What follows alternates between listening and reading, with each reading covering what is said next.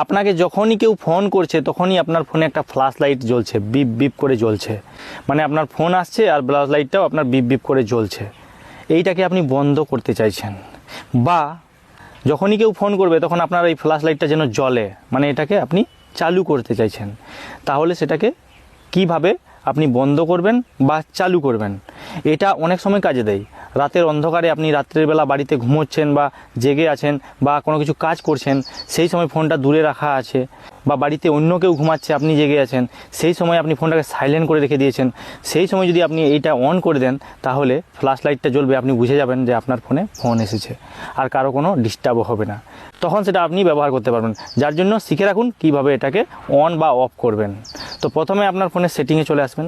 সেটিংয়ে এসে দেখবেন মোবাইল নেটওয়ার্ক, একটু নিচের দিকে পাবেন, মোবাইল নেটওয়ার্ক সেটিংটাতে ক্লিক করবেন।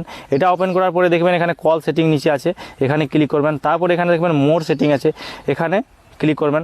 এখানে ক্লিক করার পরে এখানে দেখবেন এটা অন করে দিলেই আপনার লাইটটা বিপ বিপ করে জ্বলবে। আর এটা যদি আপনার অন আছে তাহলে এটাকে অফ করে দিলেই আর কোনোভাবে কল এলে জ্বলবে না। ভিডিওটাকে শেয়ার করে দেবেন, কাজের ভিডিও আছে।